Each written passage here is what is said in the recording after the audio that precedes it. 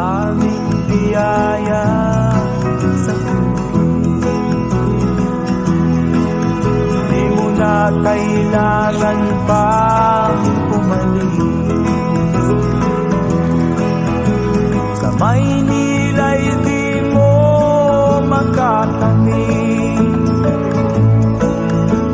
Binibit-bin ginto'y nasa bukid.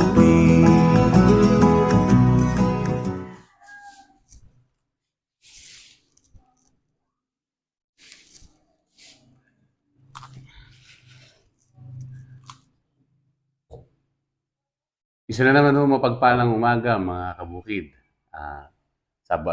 Ngayon ho ay linggo ng umaga at marami ho tayong nakapilang gawain sa ating bukid, sa ating farm.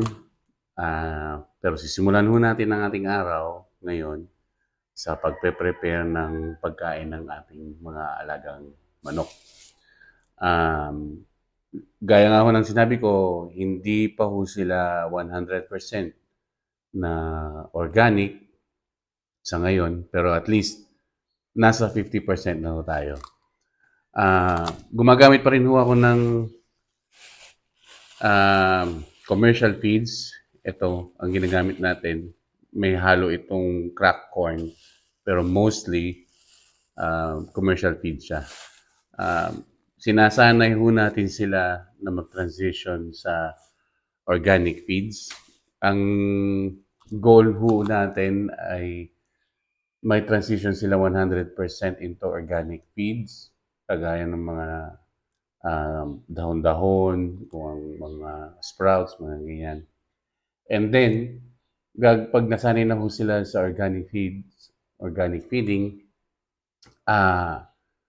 may incorporate na din ho natin doon yung kanilang pagkain ng mga worms o bulate galing sa ating chicken composting system. Mga kitchen scraps, sinasanay na rin ho natin silang kumakain ng kitchen scraps, you know. Ano-ano po ba ang iba pong ginagamit o inilalagay sa pagkain ng ating mga manok? Meron ho tayong malunggay. Yan. Ang malunggay ho ay napakataas sa protina at mga vitamina, nitrogen na kailangan ng ating mga manok, mga folic acid, mga complex vitamins. Yan, maganda ho ang malunggay. Kaya kung kayo ho ay may mga alagang manok o manukan, magtanim ho kayo ng maraming malunggay. At least, ang mga 10 puno para araw-araw meron kayong makukuha na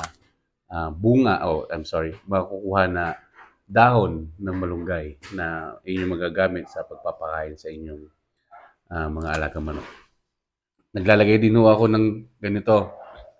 Ito ho ay pinausbong na munggo ng o sa Tagalog itoge. Sa amin sa Ilocano, ang munggo itawag namin balatong. So pinausbong lang ho siya.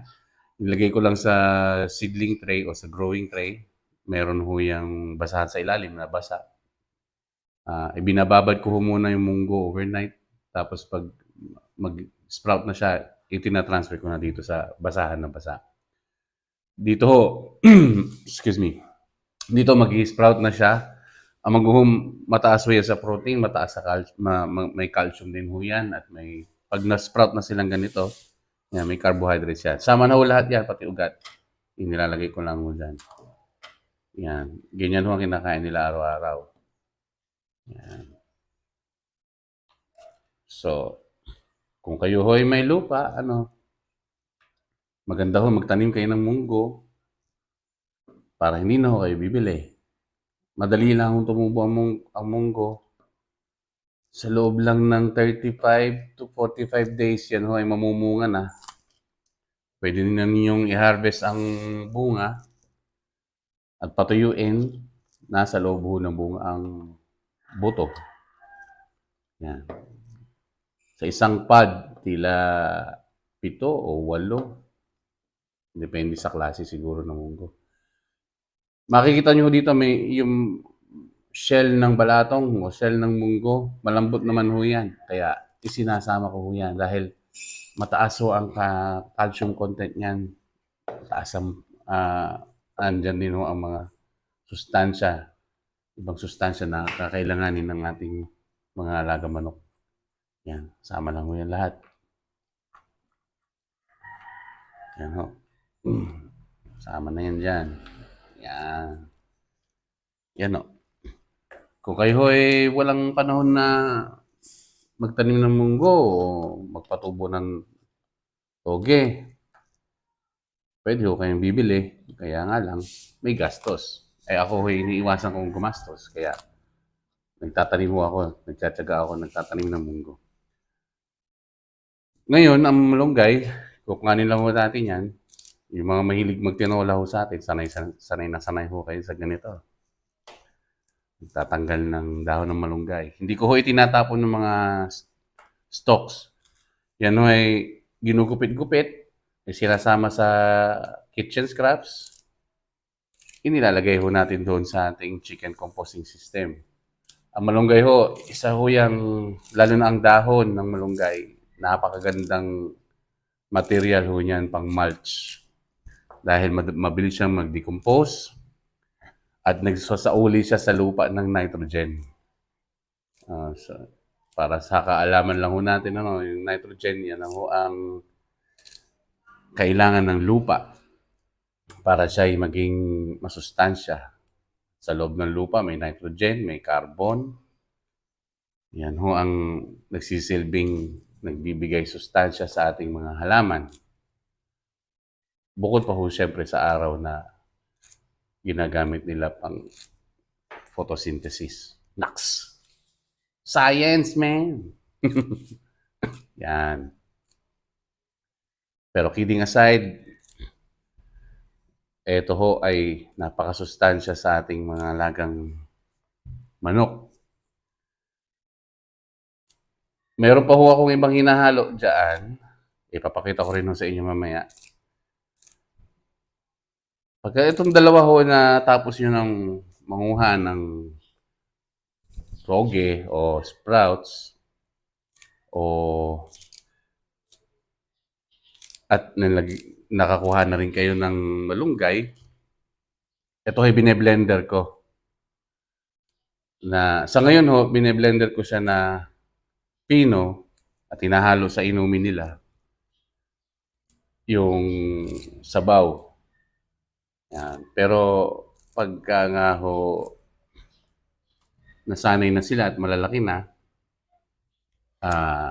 hindi na ho natin isasama sa blender yung toge. Yan. Iaano na lang nila yan. Ihahagis-hagis na lang natin doon sa kanilang tirahan. Yung sobra ho, pwede ninyo ilagay sa ref. Hindi naman ho masisira agad yan. Ihahagis na lang sa tirahan nila at sila na lang magkakalay doon. Yan. Ito. I-blender ho muna natin ito. Ito gugupit-gupitin natin. Tapos, papakita ko sa inyo ang ibang proseso. Mayroon pa ho dalawang ingredients dito tayo na hindi ko nabanggit. Cup noodles, paborito ho nila yan. Dejo. Carbonated rice hull. Ayan, carbonated rice hull. Ginagamit ko ito para maganda din ito mag-absorb ng kung anumang peste na nasa tiyan nila. Kaya hinahaluan ho natin ng konti. Plus may mga minerals din ho dito na makukuha sila na importante rin sa kanilang paglaki. At fish meal o ako minsan ginagamit ko yung mga daing. Ngayon ang ginagamit ko yung hibi na dinaing. Tama ba yung tawag doon?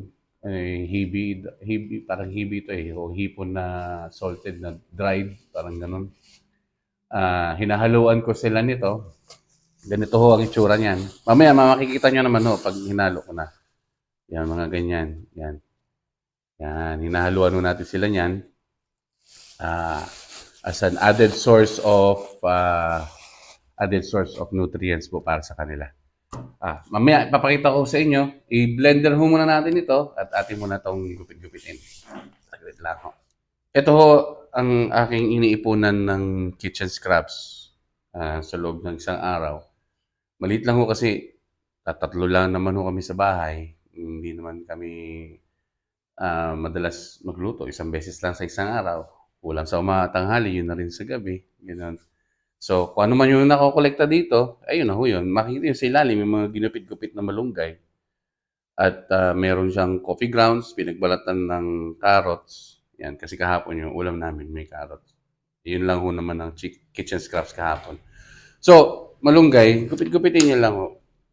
Para mabilis din siya mag-breakdown. Kasi kung buo rin ho na ganito at ihahalo nyo sa compost, matatagalan ho yan mag-decompose.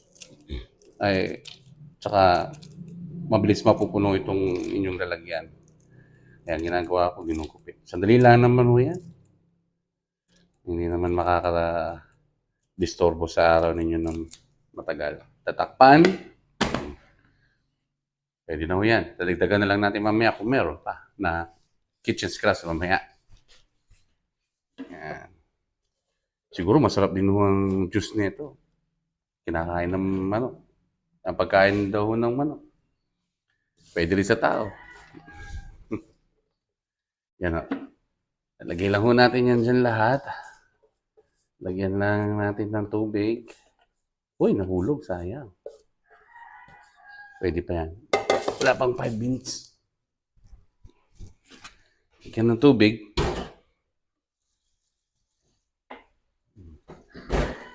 Yung inyong tubig, pag magpapakain kayo ng manok, importante mayroong ganito, yung umiikot-ikot. Mas maganda ho sa kalusugan nila yan. Huwag nyo na ako kung tanungin kung bakit. Yan. Lagay lang ho natin dyan. Inalis muna natin itong ating kapihan. Yan. At lalagyan ho natin ng asin. Tansyahin nyo na lang ho. Ako nilalagyan ko na ng ganyan.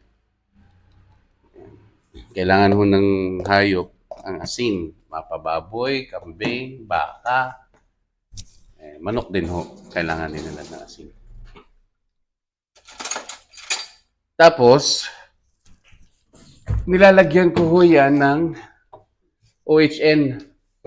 O dito ako lilipat sa kabila. Tama ba? Yan.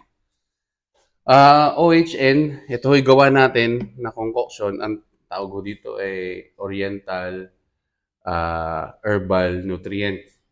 No? Kung tama ho yung pagkabanggit ko. Pero OHN. Mabisa ho ito na pang-prevent sa kanilang magkasakit. Pwede sa baboy, sa manok, sa baka. Sa mga hayop pwede. Ang nilalaman ho nito, meron ho itong luya, sili, bawang, no, sibuyas. Ferment ho ito sa loob ng almost 20 days. Una, ferment siya na may halong beer. Tapos nilagyan siya ng molasses. Tapos finally, ferment siya na may halong gin. So, marami ho kayo makikita tutorial nito online kung paano gumawa. One of these days, gagawa ko tayo. Siguro, ubusin ko muna to. Tapos, pag gumawa ako, ipapakita ko sa inyo. Maganda rin ho itong organic pesticide para sa mga halaman natin. Ihahalo niya lang ho. Kung meron ho kayo yung backpack na ini-spray, sa isang puno nun, isang latang sardinas na ganito, haluin nyo lang, spray nyo na sa halaman, hindi na ho yung dadapuan ng insekto. Kaya, sa manok naman, nagpapalakas ito ng kanilang immune system na para hindi sila sipunin o magkaroon ng halak o ubo. Yan. Sa ganito ho kapuno, naglalagay ho ako ng 3 kutsara. Yan, 3 kutsara lang. Yan. Yan, 3 kutsara. Kasi hinuhugasan ko lang yung yan dito. Yung kutsara para makuha lahat. Sayang. Yan o. Babalik lang natin ito dito sa ating cupboard. Meron pa ho ako dito kaso paubos na. Ito ho ano naman ito. Ano nga tawag dito? Ito yung sa binurong isda, yung mga burong laman loob ng isda na nilagyan ng molasses. So, nakalimutan ko tawag dyan. Pero mabisa din ho yan na vitamina para sa kanila. Takpan lang ho. At ating simulan na sa blender.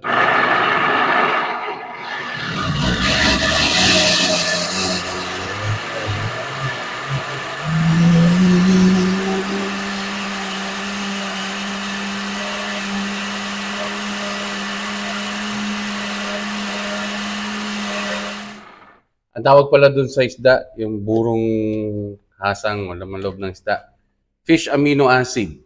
Yan. Fish amino acid. FAA. Dagdagan lang ho ng tubig. Hindi nyo kailangan sundin itong aking concoction, ano? Yung mga measurement, wala akong exact measurement, kayo na ang bahala magsukat kung anong na pupusuan ninyo na sukat. Pero sa akin, ito ho ang gumagana. Yan. So, dahil nadurog na ho siya, konti na lang yan. Tapos nahalo. Yan. Kasi aapaw naman ho. Yan, okay na yan. Kukunin ko lang ang pansala. Sasalain natin.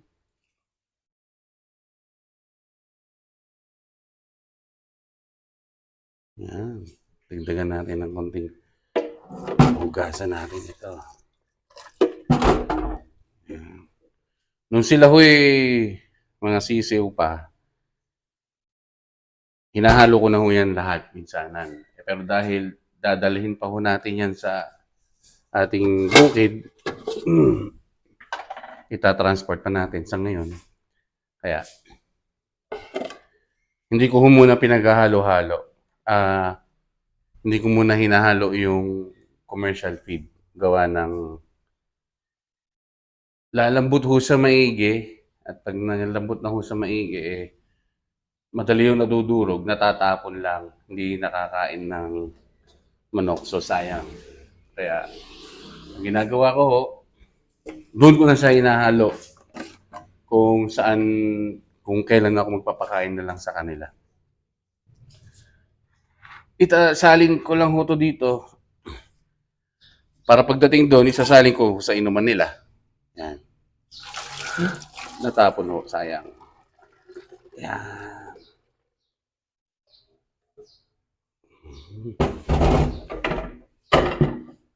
Sayang to.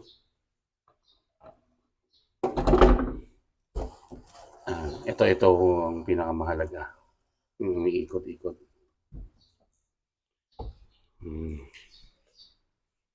Ito may konting sabaw. Sali na natin.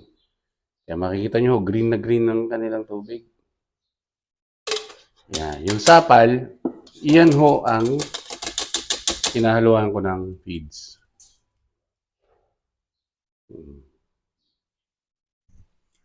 Parang sa taho, ano ba tawag doon? Tokwa. Pero, malunggay at toge. Tokwa ng malunggay at toge. Kung marami ho kayong oras, pwede nyo patuyuin yan. Saka nyo gawing feeds. Pero, hugasan natin ito. Kasong kumain ng oras. Yeah, okay na ho yan. Ngayon ho, makikita ninyo, ihalo na ho natin itong carbonized rice hull. Yan. At lalagyan na rin ho natin yan ng fish meal. Yan. Depende kayo na ho magtansya kung gaano karami. Kung gusto ninyo. Sa akin ganyan, okay na ho yan. Yan. At tayo na ho pumunta sa dadalhin natin ito. Punta na ho tayo sa ating mga manok. Sila ay gutom na. So, mga kabukid, dadalhin ko lang to sa ating mga manok. Pagkahaluin, yung tubig, bibigyan sila ng inumin. Yun ho, tapos na ang unang gawain natin sa araw na to. Sadali lang ho at samahan nyo muna kami, mga kabukid. Maglalagay ho muna tayo ng kanilang inumin. Yan. So, hugasan lang ho natin ito. Ito yung hugas lang. Yan. Hugasan lang natin.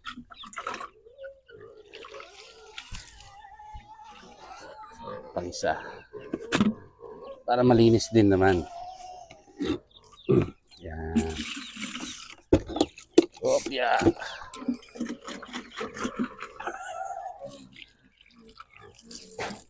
Ho. At ilalagay na ho natin itong kanilang shake. Yan, halu-haluin muna natin pala. Yan. Hatiin lang ho natin ito sa dalawa.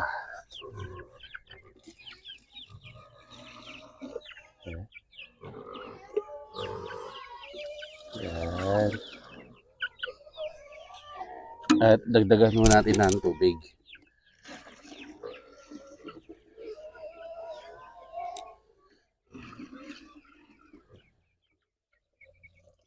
Yan. Ganyan lang ho kadali. Yan lang kasimple. Yan. Diyan.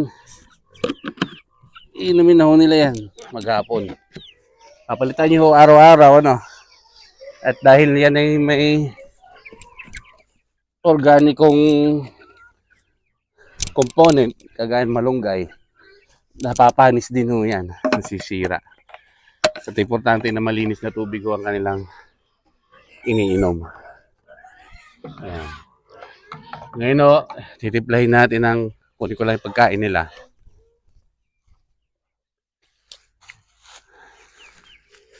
So, paghahaluin na ho natin yung kanilang pagkain. Ito ho yung kanina, may malunggay, may toge, may carbonated o carbonized pala. Sorry, carbonized rice hull, may hibi o fish meal. Alin sa dalawa po, pwede. So, ihahalo na ho natin ng feeds. Yan ho. Yung supot magagamit pa. Tabi lang natin. Yan. Haluin lang ho natin maigi. Yan. Nasa sa inyo kung gusto nyong ibigay ng ganito na medyo mamasa-masa. Ganyan. O patutuyuin nyo muna para kumapit yung mga blender natin sa feeds. Pero ako, binibigay ko na ganito. Kinakain din naman nila. Yan. Yan. Lalagay na ho natin sa patuka, sa ating patukaan. Pinagsasabay ho namin pakainin yung pato at manok para hindi ho sila nag-aagawan. Dun, pato. Yan na. Krrrr! Krrrr! Ito na ho. Kain na. Yan.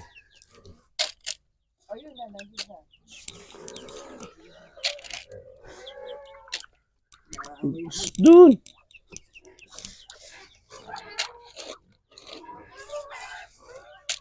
Iba ho kasi ang pinapakain namin sa pato.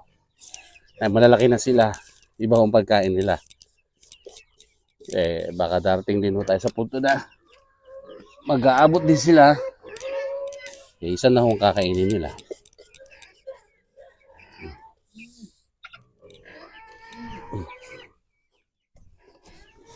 Yan. Ganyan lang ho. Magtutukaan na ho yung mga yan.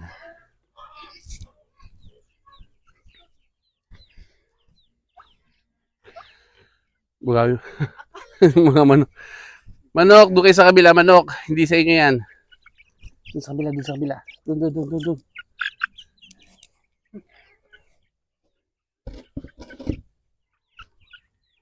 Doon. Doon kayo, doon. Dali. Doon, ayan ang pagkain ninyo. Oh. Ayun, oh. Doon. Yan, ari ko. Importante nakasombrero kayo lagi. Kayo, pag kayo matangkad palagi na uumpog. Ayan, ganyan lang ho ang gawa namin dito sa aming maliit na farm, maliit na bukid. Oh. Masaya na ho kami napapanood ng mga ating mga alaga na ganyan. Ano ho. Ito mga pato, ba't ayaw nilang kainin ng ganyan? Dude! Shh! Kain na kayo. Ini-snub nyo, ha? Dine.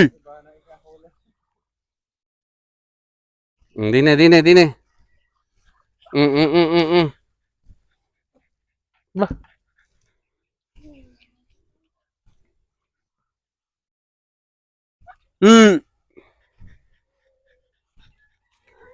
Yung mga tira naman ho ng ating mga lagang manok,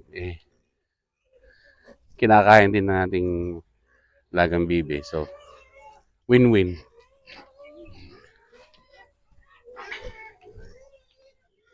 Yan o, kita nyo. Enjoy na enjoy sila, oh.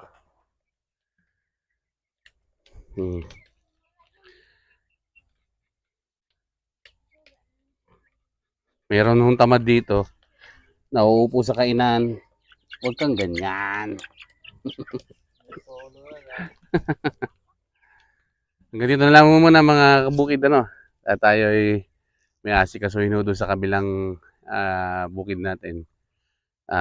Titingnan natin kung ano nang lagay. At marami ho tayong gawain ngayon dito sa farm. Mamimili na rin ho ng mga gagamitin natin. At susubukan natin matapos ngayong araw. Ayun lang muna. Update ko kayo. Magandang umaga, mga kabukid. Maraming biyaya sa tubig. Di mo na kailangan pa